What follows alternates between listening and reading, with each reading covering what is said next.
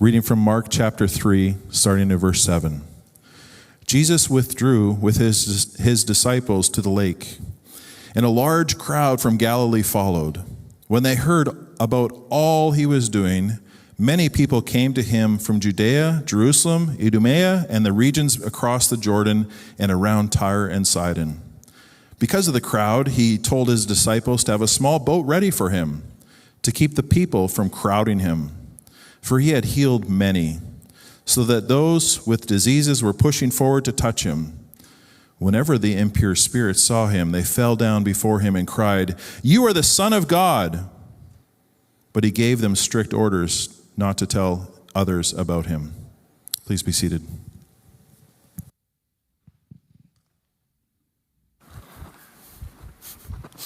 Thank you. Morning, church. It is good to be with you guys this morning.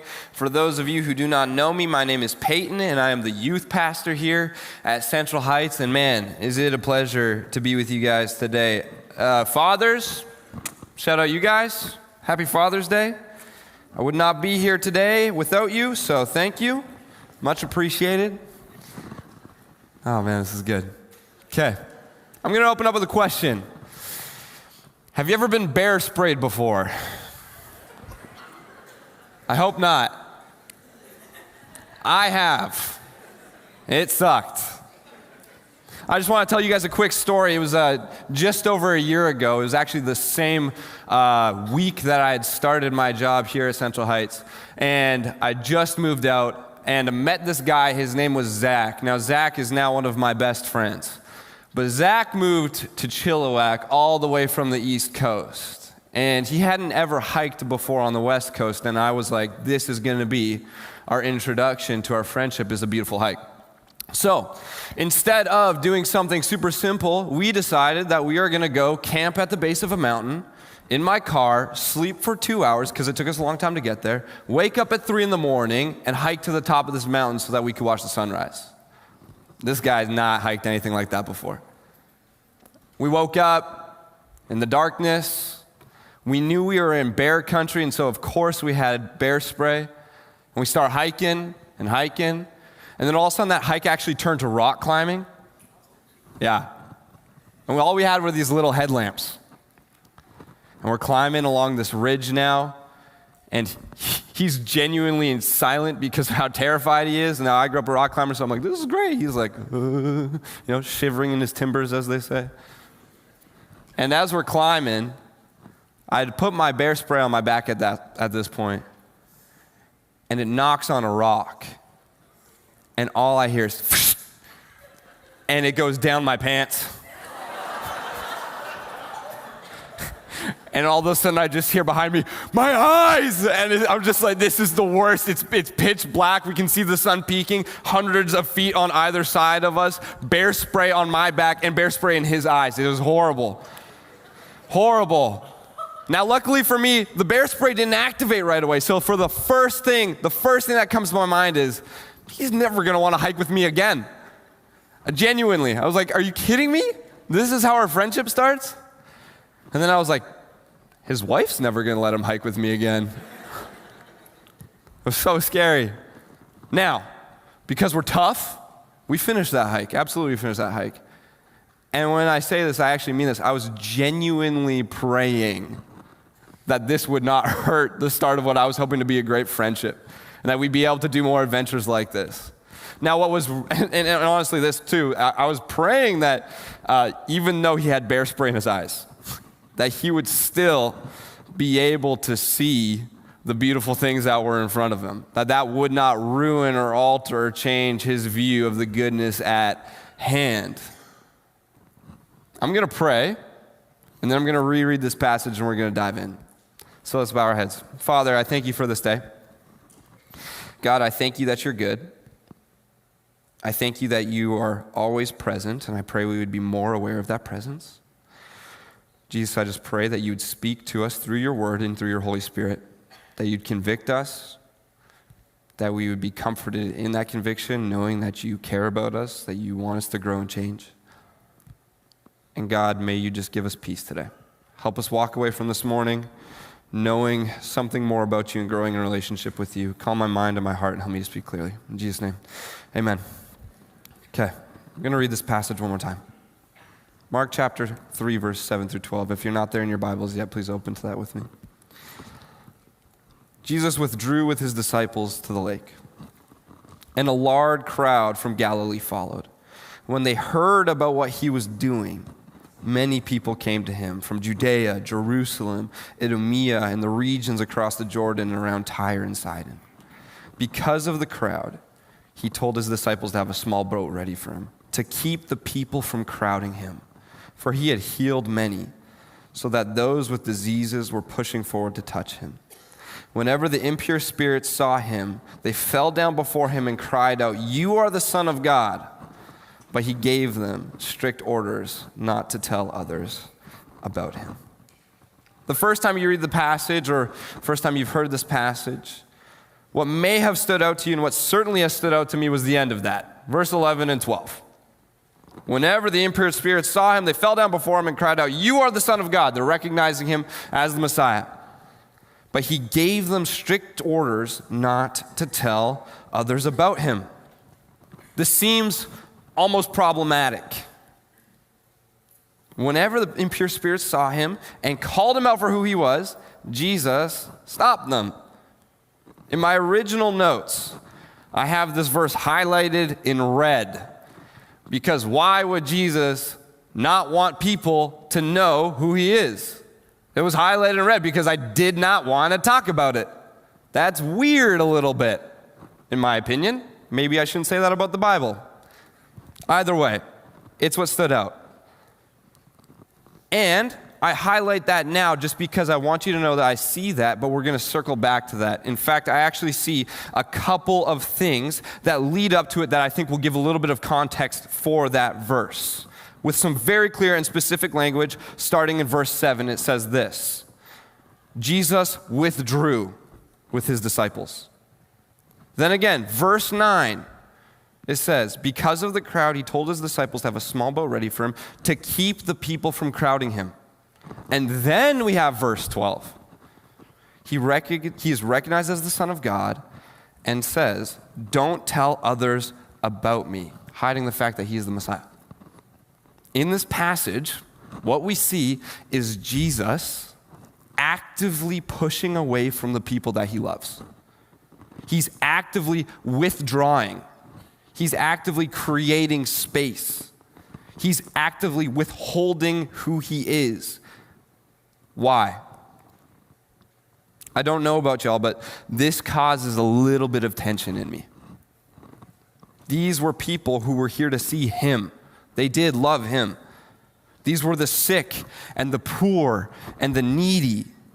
They were reaching out to touch him. If only they could just touch him, they would be healed. How could Jesus hide who he was and his character and create space from those people? And this is actually something that we see as a common pattern for Jesus in the New Testament. We've already seen it a couple times in the book of Mark leading up to this moment where it's this pattern. Jesus starts healing, the crowds come, and then Jesus withdraws. Multiple times we see that. We also see multiple times in this book of Mark that Jesus heals somebody or is recognized as Messiah and then says, "Do not tell anyone about me." It's a pattern. But why? Why withdraw? Why a boat? Why silencing the recognition? Okay, let's go back into the passage. Verse 8, referring to the crowds. When they heard what he was doing, they came. The people were there for healing, which is fair. But they were there not for who he was, but what he gave them. Let's build on that. Verse 10, it says this: the people are pushing just simply to touch him. Again, they are sick and they are hurting. Of course, if they knew that they could just touch the robes of this man, that they would be healed, they would do it. I would do it. No brainer. I would do it even if it would make my hair grow back. That would be a miracle. It makes sense. Jesus is healing so many people that they're coming from all around. They've heard about it and they just want to touch him. Of course they want healing. Years of pain just gone at the touch of a robe. And not only that, we know that Jesus wants to heal them. It's a part of his mission. He's stated it. In the book of Luke, in the beginning, he talks about it, how he's come to bring freedom to the captives, to bring life to the poor, to revive the sight of the blind. Like, it's a part of his mission. It's even prophesied in the Old Testament that a part of confirming who the Messiah is, he would be a healer. And he wants to do it. We saw it in passages just before this. His desire is to heal. He wasn't angry about people coming to ask for healing. That's not him. That's not his character there. But he wants to heal more than just the physical. There's more to it. Let me explain this in a little bit of a different way. C.S. Lewis, he wrote a book called The Lion, the Witch, and the Wardrobe. And I promised myself that I would never quote C.S. Lewis. Like, I just didn't want to, because every pastor and their mom is quoting C.S. Lewis in a sermon, right? But he's that good. Just so we're clear, he's that good. And I just read The Lion, the Witch, and the Wardrobe again, and I did cry. I acknowledge. But if you have not read it, read it. But if you have not read it, Narnia is this magical land. It really mirrors a lot of what we see in the gospel. C.S. Lewis is a brilliant thinker. And this land that this group of young kids enters into has been held captive by the White Witch. And she's actually put a curse on the land that's made it be sent into winter for 100 years, just constantly. They describe it as winter with no Christmas ever for 100 years. And the White Witch is there holding them as slaves as well. And then in the book, there's this moment where the snow begins to melt. Not a lot has quite happened yet, but the snow begins to melt.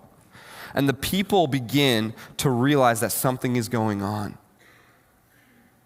There's this figure in the book, his name's Aslan. He represents, in the book, God and also Jesus. They're the same. And the smelting of the snow made all the people begin to realize that Aslan must be present. You see, Aslan in the book came to end winter, but that wasn't actually his main goal. His main goal was to defeat the White Witch, and in doing so, it ended the 100-year winter. The melting of the snow was not the main point, but the melting of the snow showed that the king was present. It's the same with miracles. Jesus' miracles were not the main point, but they showed that the king was present. Now, these people, they were there for the healing, these crowds, not to be with the king, though. Great. But still, why does Jesus withdraw? Why not reveal who he is? Let's talk about verse 11 and 12 now. Whenever the impure spirits saw him, they fell down before him and cried out, "You are the Son of God." But he gave them strict orders not to tell others about him. For this, we're going to need to go into a little bit of the context behind the scenes. You see, Jesus here is actually aware of something that the crowd is not. He's aware of the mission. He's aware of the main point. He knows the cross is coming. And his 3 years of ministry leading up to that moment on the cross are crucial. In fact, we know that Jesus is not actually fully revealed as the Messiah until he suffers, dies, and raises again. We actually see that really clearly in the book of Mark, because at the end of the book of Mark, there's only 2 people who recognize him, and it's when he dies. Leading up to that, nobody really sees that he's the Messiah. Peter, one of the followers, gets really close in chapter 8. Jesus asks him, "Who do you think I am?" Peter says, "You are the Messiah." Then Jesus explains to him what's going to happen. "I'm going to die." And then Peter rebukes him. And then Jesus rebukes Peter back and says, "Get behind me, Satan." So Peter was close. But nobody actually was able to clearly recognize Jesus as the Messiah until he died and was crucified as a suffering servant. It was the burglar on the cross beside him and the centurion who watched him die who said, "Surely this must be the Son of God." That was crucial. And these people don't get that. They can't get that. You see, these people have been awaiting a Messiah for a really long time. It's been prophesied in the Old Testament. We see it all throughout. But to them, that Messiah did not look like Jesus. To them, The Messiah was supposed to be a king from the line of David. Jesus was that. Who would free them from their oppressors. Jesus did that. Who would rule with justice and live out the Mosaic law perfectly. Again, Jesus did those things. But they wanted it to be in their own way. We talked about Jesus being Lord over the Sabbath the other day. It's true. Jesus was talking about this law that was passed to them, and he was talking about how it was actually meant to be, but it didn't fit in their vision of how that law was supposed to be fulfilled. They just couldn't see it. They had a view of Jesus or of the Messiah that Jesus was not fitting for them. But if the people found out he was the Messiah, they would certainly rush him into a position of power as their leader against the Romans who were oppressing them. Again, they were looking for a Messiah who would free them from their captors. And certainly, the Romans would stamp that out fast. Nobody lived if they tried to rebel against the Romans. You see, the people wanted their Messiah to be a worldly king when Jesus was the king of the world. They wanted to be free from their captors without knowing what was actually holding them prisoner was sin and death. The crowds did not want Jesus for who he was. Just to really make it clear, these crowds who came to be healed are the same people who yelled, "Crucify him." They saw and experienced Jesus and still said, "Crucify him." So why the withdrawing? Why the boat? Why silencing the demons who recognized him? Because Jesus wanted to be with his disciples. And the view that the crowds have of him and the view that the demons have of him are stopping them from being able to withdraw with him and truly know him. You see, the crowds did not see Jesus as the Messiah because he didn't fit into their view of Messiah. The demons recognized him as Messiah, but intentionally live against him. Are your views of Jesus stopping you from being able to withdraw with him? Stopping you from seeing who he really is? Last year, I went on a trip to Germany. Took a little bit of time off. It was awesome. I was out visiting one of my best friends. I took a week-long class on the book of Exodus. It was the best. And then I was boarding a flight to get home from Paris to Calgary. It was about 9 hours. And as I was boarding the plane, I felt like a conviction, like a sense in me that I needed to try to go this entire flight without any technology. Oy. And if you're looking at me, you can probably see, based on my age, that I probably struggle with some sort of crippling addiction to technology. It sucked. Luckily, I'm extremely extroverted, which means for everyone else around me, that sucks. We're gonna be best friends. Even better, I'm middle seat. I get to talk to everyone. It's going to be fantastic. So I walk on this plane already with this stirring in my stomach of, like, seriously, am I really going to go this entire flight with no tech? I mean, I just came off this beautiful week of rest. Like, let me just chill out. It's going to be 9 hours of this. Are you kidding me? And so I sit down, and pretty much immediately, the conversation starts with the man on my left. We don't know each other's names. We don't know what each other do. But what I do find out is that he is in Paris because he loves art. In fact, he's an art collector himself. Loves it. Now, me being the extrovert I am, held a conversation about art for 2 hours. That's a miracle. Miracle. I know nothing about art. He's pulling up photos of his collection going, how does it make you feel? I'm like, good. I don't know. That's great. Artists, love you guys. You do beautiful work. It's just not there yet. We just talked about that for 2 hours. And then finally, he saw that I had a couple books in the pocket in front of me, and he asked me about one of them, and I was able to explain to him, well, actually, I'm a pastor, and we start talking about what we do, and I find out he's like a pretty well-known retired politician. And then all of a sudden, we start talking about what it looks like to be a pastor and his experience with the church and how he actually grew up with a great experience with the church and loved a lot of what Jesus had to say.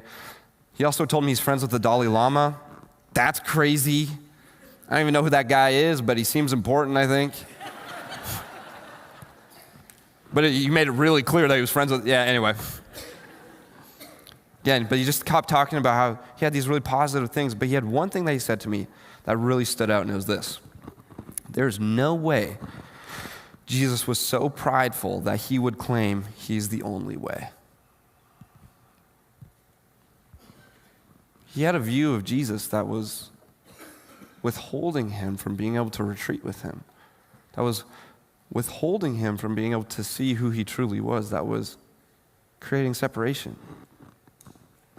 I haven't even talked about the guy on my right yet. You guys ready for this? He leans over, the politician leans over me, taps him on the shoulder, and the guy looks over. He's like, "What's your name? Where are you from?" It turns out he's a Jewish man from Israel who's studying Torah, the first 5 books of the Old Testament. And then he goes, "Well, this is interesting. This guy's a pastor." And I'm like, all right, what's going on? He had no idea that I just came from a week-long class of one of the first 5 books of the Old Testament, which led to such a beautiful conversation. I wish I could unpack that with you guys, but that's not the point of today. I'm sure it'll come up later. He asked me one question, though, that really stood out to me, and it was this. Why do you feel like you need the New Testament if you already have the Old? We got to quickly explain how Jesus actually fulfills all of the things in the Old Testament, and actually how beautiful the representation of the tabernacle, which is explained in Exodus, is reflected in who Jesus is. But he views Jesus as a false prophet who simply died. His view of who Jesus is stopped him from being able to withdraw with Jesus and truly know who he is. Both of these people, who I would call my friends now, I actually have that politician's phone number. And he's asked me to go wine tasting and look at art, which, again, for neither of those things are my day. It would be a nightmare. I'm not going to. With love. But both these people, on my left and my right, had bear spray in their eyes. They had something obstructing their view that was withholding them from seeing what was actually happening, from seeing the true beauty, the true good of who Jesus is. It's the same with all of us, I think, in many ways. And what does Jesus want? Verse 7 says he just wants to withdraw with his disciples. Here's the thing. We all got stuff like that maybe alter our view, that change our perception of who Jesus is, that stop us from withdrawing with him. We forget the truth of who he is and his character. The bear spray in my eyes, both literal and not, is feelings. I often let my feelings dictate how I view Jesus, dictate my perception of him. Now, feelings are good. Don't hear me bashing on that. But there's a guy who said to me once, and he actually just quoted someone else, but he just said, feelings are good guides, but terrible masters.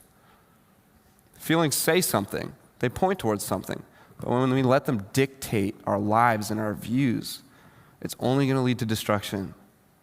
Again, there's moments, like if you are in a situation where you might die, feelings are important.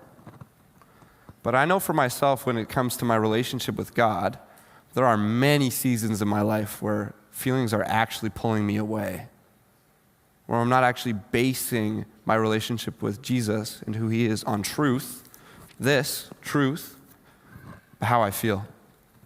The number one way that I've seen that in my life is judgment. And this is something I still struggle with, and I have my entire life as a follower of Jesus, is feeling like God is judging me, that he's condemning me. God is a judge, just so we're clear, but he's just and he's good and he's merciful and he's gracious. But I have struggled with my whole life this idea that God is just staring at me going, you'll never be good enough. That there's no way that he could forgive me for the sins that I've committed. And I'm going to be honest, that view of God stops me from wanting to withdraw with him. I feel like if I was to set aside time as one of his disciples, all I would hear is, how could you do that? And I forget what is true, what's in here. My perception of God, my view of him, of Jesus, gets based on feelings, not truth. You want to know what the Bible has to say about that situation? That feeling of judgment? There's a story called The Prodigal Son. It's like my favorite. And I'm sure if you've grown up in the church, you've heard it a million times, but it's just beautiful. There's the son who goes to his father. His father's a wealthy man, and he just says, Father, I want my half of the inheritance. What he just said to his dad is, I want you to be dead. And then the son takes his money because his father gives it to him. And he goes into town and he spends it on women and alcohol and gambling and partying, whatever it is. And then all of a sudden he finds himself just empty, sitting in a pig's pen, looking at their food going, I wish I could have some of that. And then there's this realization in that moment, in the midst of the recognition of his sin, where he goes, well, maybe if I just go back to my father, he'll accept me as a servant, as a slave, that I could just work for him, because that's certainly better than this. And so he's like, I'm going to take my shot. And he gets up and he starts walking, and he's walking up this road toward the house. And before he even gets close to it, it says that his father gets up and runs to him. Welcome home, son. And then he goes a step further and throws a celebration. That's who God is. That's who God is. I need to be reminded of the truth. And I think that in our culture, we really forget that. We really struggle with creating Jesus to be who we want him to be and totally forget about who he is based on this. This is it. This is the foundation. If your vision of God, of Jesus, doesn't align with this, it's not him. It's not. Which is a good thing. But sadly, and this is why we have to be careful with this, our views, our perception of him is what's stopping us from being able to withdraw with him. Just like the demons who recognized him and chose not to, and just like the crowds who did not want who he was. Do you want to know how to withdraw with Jesus? The answer that I hope you say is yes. I kind of have 3 practices or things that you can take away from this morning that would hopefully get you there, and you're going to hear them and you're going to go, well, that's obvious. And it's like, yeah, it is obvious. Maybe it's not to you, and I apologize. I'm not trying to bash on you. First one is this. Say yes to the call to be a disciple. Jesus is wanting to withdraw with those people, the ones who are saying yes to it. The reality is that it might be your first time or it might be your thousandth time saying yes to being a disciple. It's something that you should be doing daily.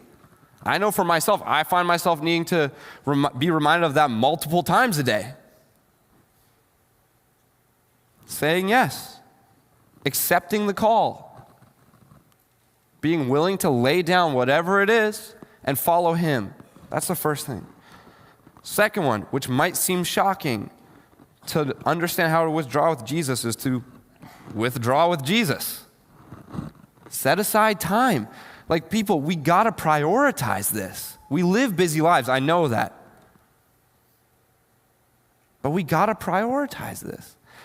I had someone say one time, you could take a piece of paper and write down a list of all of the things that are super important to you, right? Family, staying active, staying healthy, faith. You could write Jesus on that piece of paper, when the reality is Jesus actually should be the piece of paper that you're writing on. That he's actually the foundation.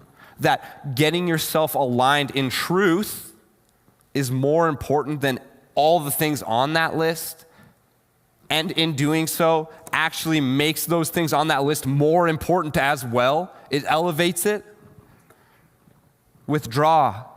That's actually how you do it. You set aside time to be with him. And then the third one, don't build a version of Jesus on your opinions. I do it. We all do it. This is a struggle of being a broken human being.